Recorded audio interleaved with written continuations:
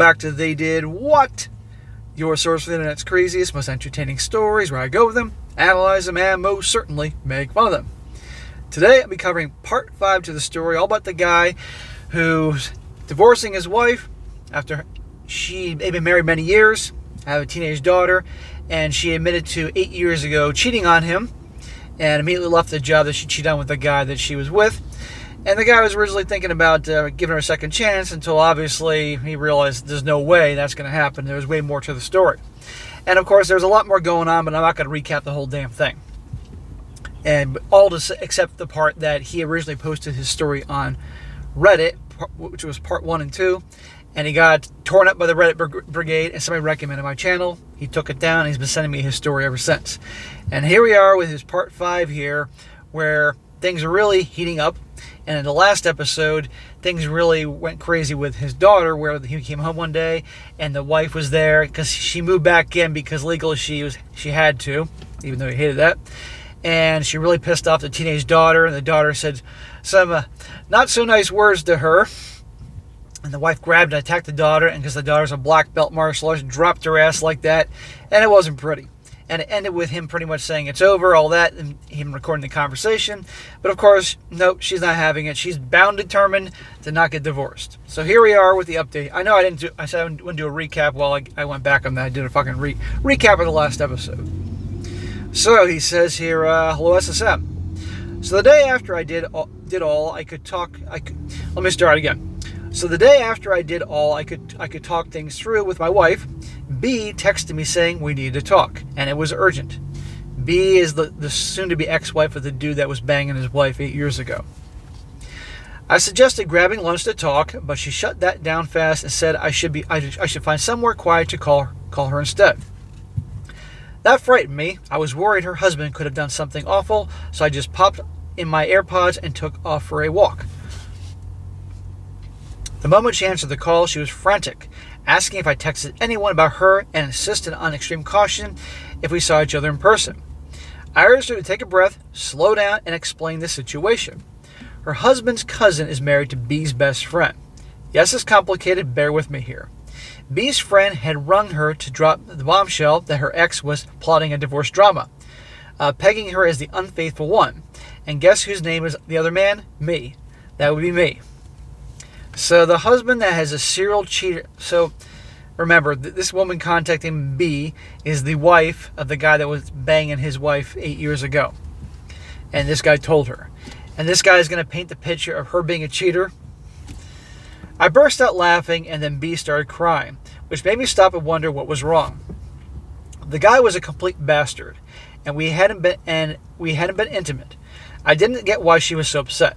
B explained that he intended to lie about having a fling since there was no concrete evidence. She was stuck without a way to prove it unless she had me or my wife summoned. There were no texts from him admitting it, nor did she have any recorded confession. I had a feeling this guy would go this route, or your wife would take this route. That's why I said be extremely careful in your communication or interactions with this B character. Once again, I asked her why that would be a problem. I could turn everything upside down. But then B stopped me in my tracks, and what she said next. She told me that her best friend informed her that he is collaborating with my wife. The court might take my side, might not take my side because my wife has employed a private investigator to track my movements. There could be photos documenting our dinners out, and strolls in the park. There you go. This is why I said in the last video, be very careful in your interactions with her because they could try to use it against you. You know, obviously, you reached out to her initially to tell her that her husband was a cheater and he was banging your wife 8 years ago. And obviously, she's been kind of like moral support. And nothing's happened and you were, meeting. But that's all it takes is enough to give enough doubt and cause problems. So, there you go. This smug prick had been bragging about how he had a plan. I was furious how much bullshit I was going to have to deal with this guy.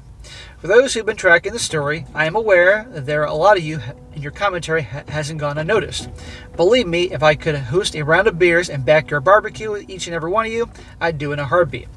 But now it's about time I toss out a few pearls of wisdom of my own to relationship guys. My wife was the love of my life for 25 years. When I was at death's door, she was there. holding my hand and begging me to stick around. Even though I had friends, most of the time outside of writing articles or books was spent with her. I loved her dearly, and she knew it. She wasn't put on a pedestal, but I always tried to be her rock. Since 2010, we've mostly been focused on raising our daughter together. It's something a lot of ladies on TikTok bitch about, claiming it doesn't exist. My wife had everything she wanted, someone who made sacrifices so she could thrive in her career, and then come home to someone who was not just her partner, but a friend. Well, number one, as many guys are well aware, by and large, you can't ever make women happy. Many guys are nodding their head in agreement with me that have been divorced, that had girlfriends, they know this. By and large, men, they're never fucking happy, no matter what. And by you, even though you were doing everything, you didn't put her on the pedestal, but you were helping her have a great life, still it wasn't enough for her. She was probably bored. She wasn't getting the enough attention and validation. You said in the previous stories or updates how she was always deeply fearful of getting older, and therefore getting attention from some guy, this scumbag who was a coworker of hers. It went to her head.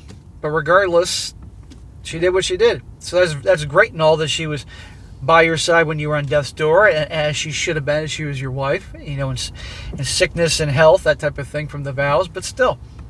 But the fact that she did that, and now how she's behaving now that you want to end it with her, that's revealing her true color. Her true colors really are being revealed. When you found out about this, when she told you, and pretty much you want to divorce her, if she would have accepted it as, okay, I screwed up, I cheated on you, I don't want to divorce you, but okay, fine, that would have been one thing. She would have redeemed herself a little bit because she wouldn't make it difficult, but no, she went fucking psycho on you and showed her true colors. So, as you said, she's fucking crazy. So, no. So, even though she did all that before, perhaps it was out of guilt. I don't know what. Anyhow, she lied and was unfaithful, and it doesn't really matter if it was just one time or not because the trust is gone. I spent plenty of nights wondering if it was something I did. But you know what? It's not on me. There's nothing I could have done to prevent her from throwing away a relationship that many people would treasure. Exactly. A lot of people want to immediately say, what did I do? What did I do? How could I have caused this? No, you didn't. Because it sounds to me you were a great husband. And I might add, you mentioned before that you take care of yourself. You're healthy with your food, your exercise. You obviously look good for your age. So it's not like you were some 400-pound obese dude and you didn't take care of yourself, and you get the point. But that's not the case. My wife isn't a feminist, nor does she frequent bars. She didn't demand open marriage or ask for a hall pass. She had an affair with a coworker and concealed it from me for nearly 8 years. A lie of omission is still a lie. Rather than admitting her mistake and stepping back with dignity, she somehow sees me as the villain for not forgiving her breach in our marriage vows. After 25 years of devotion, this is my reward. So that's what I said earlier. If she would have owned up to it and said, you know what, I don't want to divorce you, but if that's the case, I deserve this, and I will respect that and be amicable. No, she's not doing it. She's making you out to be the villain and participating in this lie with you and this dude's wife.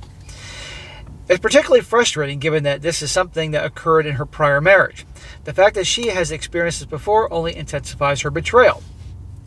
B was utterly distraught, and I inquired if she could be scheduled a meeting with her attorney. She got quiet and asked why, and I assured her that I'd send over all the damning texts and the audio files I made of my conversations with my spouse about her infidelity. B's mood instantly changed. You have all that? To which I replied, even better. I have my position, a video where my daughter confronts her mother and your husband in front of my house from yesterday. Thank God you spent that money on the surveillance equipment. That was money well spent, my man. B hadn't talked to me, and obviously the little guy hadn't mentioned what happened with my daughter. I could hear the excitement in her voice. I made a promise that neither of them would get away with this. They were going to face the consequences. I also wanted to point out how much of my state has changed politically since my first divorce back in the late 1990s. It shifted from leaning slightly Democratic to being a swing state, and then by the late 2000s, it turned solidly Republican. Are you in Florida? In fact, in the 2020 election, my state was one of just two where every single county voted for the Republican candidate. This has been reflected to changes in our divorce laws. In my state, it's possible to file for an at-fault divorce, and that's what I did because of adultery. I've witnessed many women around here lose it all because they weren't faithful. but I wasn't aiming to take my wife for everything she had. All I wanted was the house we lived in, my car, and even split a joint account. I was willing to part with the rental home, which had a higher value on the market. This all seemed extremely fair to me, though clearly she saw things differently. So, you're in an at-fault divorce state. She cheated. You got all the evidence. Most of the evidence. You could really take her to the cleaners. You could get way more in this, but you're not doing that because you're looking at what you thought was the positive side, what seemed seemingly the positive side of your marriage, and this is your daughter's mother, even though your daughter and her aren't exactly on good ties right now. You're being more than reasonable. Nope. She's got to be an a-hole. I advised B to keep quiet about it and with her husband and act like all is well. I figured if we grabbed a bite or had dinner, it would be fine, and taking walks wouldn't raise any red flags either, as long as it wasn't affectionate, which I hadn't been. I was clueless if this plan would work, but come Monday, I'd contact my attorney and we'd see. I'd be on the phone with your attorney right now, saying, here's the situation. I know the meter's running, Mr. Attorney, but I still have to consult you. Should I go out to dinner with this woman to pass notes? Should I be around her? Your attorney might say, no. You can communicate on the phone, but that's it. I don't know. Or texting or emailing where there can be proof of that, where nothing was going on. But I met with my lawyer on Tuesday, July 23rd, for advice and strategy. I gave her the texts and videos. I shared my concerns based on the fact that my wife was having me followed. She clarified that in our state, you can file for something called separation maintenance, but you can't file for legal separation. So technically, I'm still married until a judge says otherwise. She questioned if there was anything going on between me and this person B, but I was honest, there was not. She also wanted to know if I had done anything that might look like I was having an affair, and I said not at all. Good, I'm glad she's asking you these questions. She said I shouldn't stress about it and wanted to know if she'd gotten an attorney yet. I told her all my wife's been doing is trying to reconcile and saying sorry. Then my lawyer asked if I slept with my wife, and I told her absolutely not. Good. That's a common thing in these stories. They say, don't sleep with the wife. She suggested I should leave and go to the vacant property until the court date, and honestly, SSM, that broke me a bit. I didn't want to leave and give her a small victory. I grew up in that house. I was proud when I bought it for my father.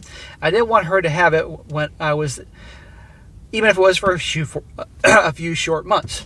Well, I don't blame you at all, but if your lawyer thinks this is going to help you out long term, at the end of the day, it's always about the long-term victory. On Wednesday, the 24th, B had a meeting with her attorney, and I forwarded everything to them. I chose not to visit the office because I was concerned about being recorded entering the premises alongside with her. Good. Get ready to smile, SSM. When I recorded my wife during our interactions, she was informed and consented. B told me later that her lawyer was practically salivating over the fight footage outside my home. He pretty much guaranteed her right then and there. Her soon-to-be ex-husband has zero chance, and he was in for a very rude awakening. I cannot wait. The fact that dumbass showed up at your house, knowing I could be watched every time I left the house, I chose to have some fun with it.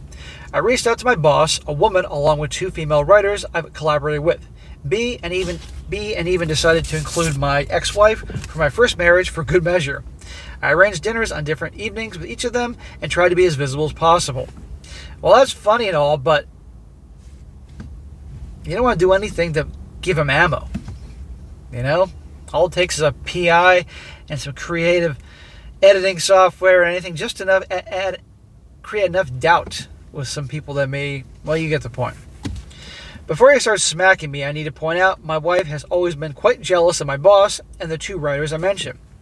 They're young and attractive. I made sure to keep it casual, but talked about work too. It's possible we were being observed, or perhaps not. If we were, however, my wife would be livid. B was obviously anxious the entire time we dined, and I sympathized with her. I suggested that if she was uncomfortable around me, we could wait until her divorce, hearing late in September, or mine in October, but she refused and said she'll be alright. Okay, just be careful. Hands above the table. And don't let her getting all footsie with you, whatever, underneath the tablecloth. During my time with B that evening, I decided to test your theory, SSM.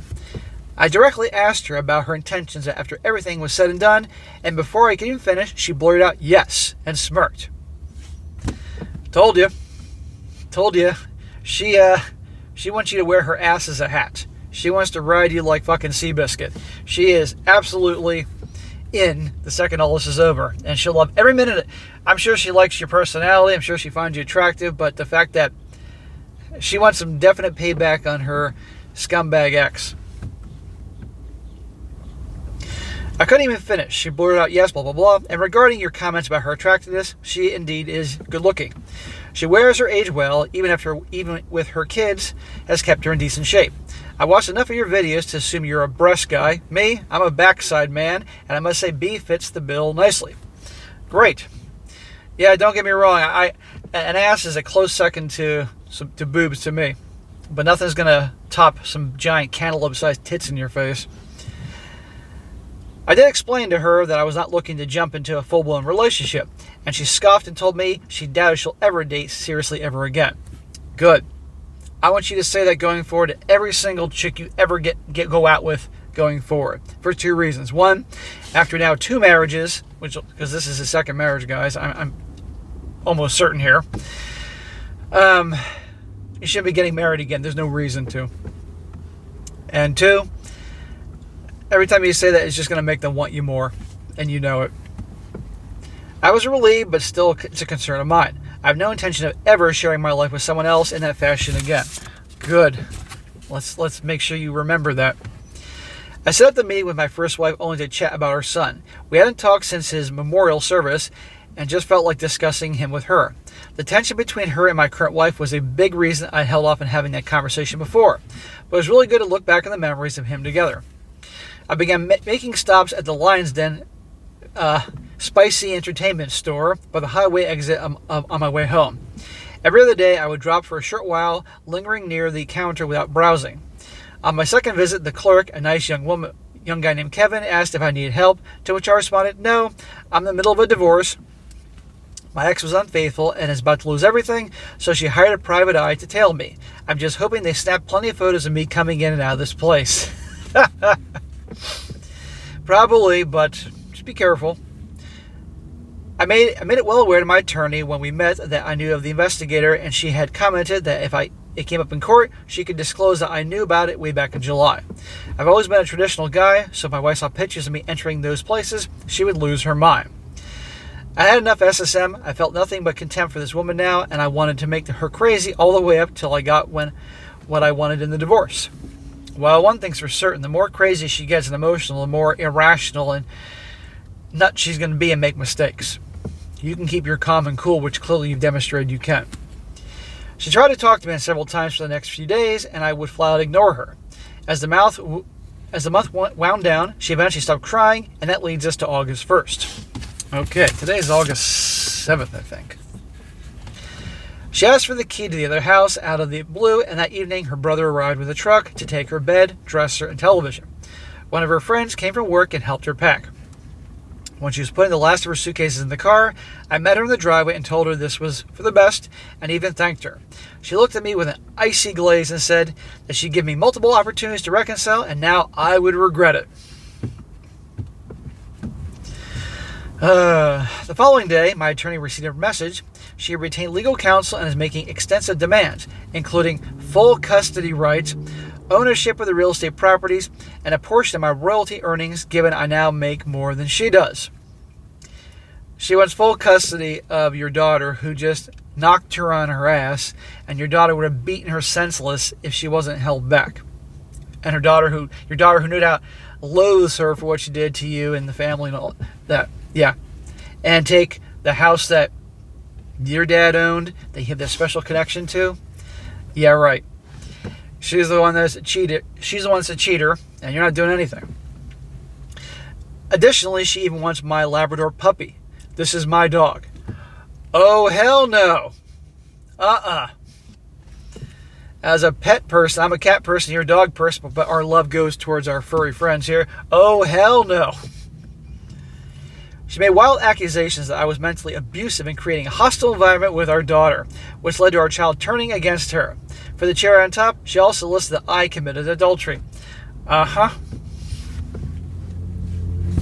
This is why you have to handle things very carefully. Listen to your lawyer, but be prepared for the worst. My lawyer told me that I should not worry about any of this. She has more than enough to make out our case, and that we could prove 99% that this was complete bullshit. She explained that family courts don't put up with this kind of stuff, like it is portrayed in television or movies. They don't want drama, they just want you in and out and on to the next case.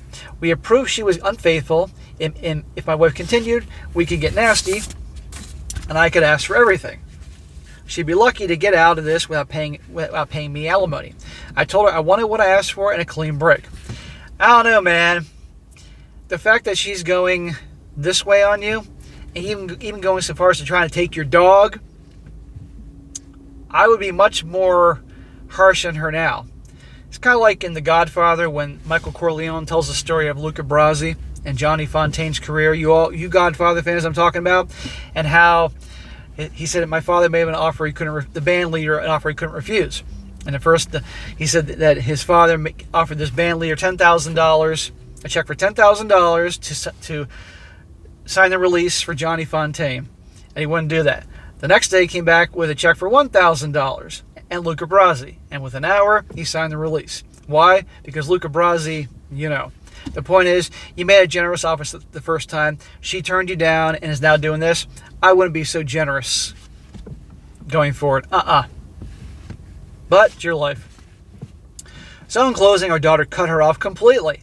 I had a feeling. I asked her not to, but she told me she couldn't stomach being around her mom. My wife's family comes and sees me all the time, and they are heartbroken by her actions. Well, that's great that they're on your side, thank the Lord.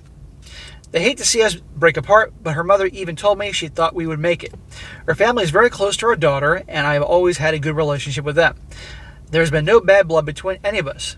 Well, that's wonderful, but I wouldn't count your chickens just yet. Wait for this thing to end. I talk to B on the phone when she calls, and she keeps me on what's going on in her world. He picks up the kids when he's scheduled to, and even attempted to talk her out of the divorce. She is steadfast. She wants him out of her life.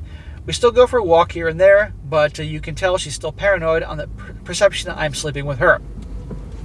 It's fine. She goes in front of the judge at the end of September. There's a little over a month away. One final thing.